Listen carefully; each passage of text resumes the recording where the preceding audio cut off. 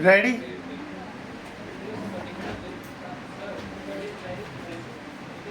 Stop. महोदय, अन्य उद्योगों और प्रत्येक राष्ट्रीय गतिविधि की भांति समाचार पत्रों को भी समय समय पर बदलती हुई परिस्थितियों के अनुरूप बनना होता है।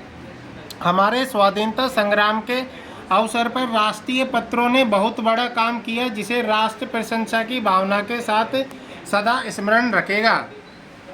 देश के स्वाधीन होने के बाद से समाचार पत्रों के दायित्व में मौलिक परिवर्तन हुआ है। देश से विदेशी सत्ता के जाते ही शासन तंत्र राष्ट्र के प्रतिनिधियों के हाथ में आ गया।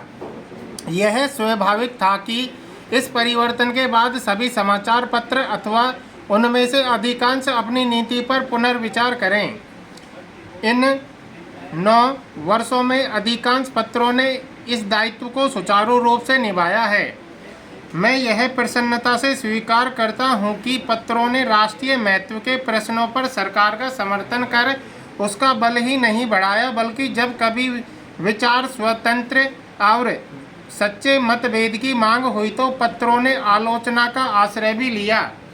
किसी भी पत्र का मूल्य अंततोगत्वा महत्वपूर्ण प्रश्नों पर उसके निर्भीक और निष्पक्ष विचारों के आधार पर ही आंका जा सकता है। मैं समझता हूँ एक साधारण पाठक की दृष्टि में आदर्श समाचार पत्र वही है जो निष्पक्षता तथा निर्भीकता से सभी उचित बातों का समर्थन करे और प्रत्येक अनुचित कार्यवाही की निंदा करे। ऐसे देश में जहाँ विचार स्वतंत्र की पूर्ण व्यवस्था है, समाचार पत्र ही अपने निष्पक्ष तथा वस्तुगत मूल्यांकन से जनता का पथ प्रदर्शन कर सकते हैं। यह काम उतना ही आवश्यक है जितना जनसाधारण में संवादों का प्रसार करना।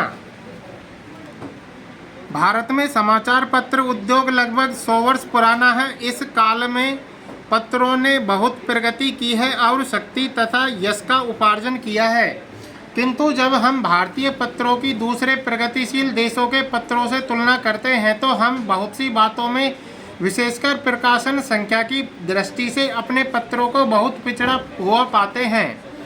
लघु प्रकाशन संख्या का प्रमुख कारण हमारे देश में साक्षरता का भारी अभाव है। यह हर्ष का विषय है कि कुछ समय से पत्रों की प्रकाशन संख्या बराबर बढ़ती जा रही है और देर सवेर उसकी दूसरे देशों के पत्रों की प्रकाशन संख्या से तुलना की जा सकेगी। यह कहना असंगत न होगा कि समाचार पत्र उद्योग दूसरे उद्योगों से कुछ भिन्न है। वास्तव में इस उद्योग और दूसरे उद्योगों में यदि कोई सामान्य बात है तो यही कि दोनों की ही गणना उद्योगों में होती है। इसके अतिरिक्त समाचार पत्रों और अन्य उद्योगों में बहुत कुछ भेद है। किसी भी उद्योग पर राष्ट्रीय संगठन और राष्ट्र के लोगों के विचार, उनके लक्ष्य तथा महत्वाकांक्षाओं को व्यक्त करने का इतना भारी उत्तरदायित्व नहीं जितना समाचार पत्र उद्योग पर है।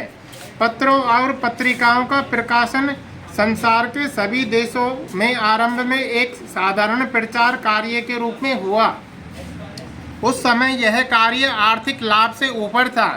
धीरे धीरे जैसे पत्रों के पाठकों तथा ग्राहकों की संख्या बढ़ती गई और पत्र विज्ञापन का माध्यम माने जाने लगे।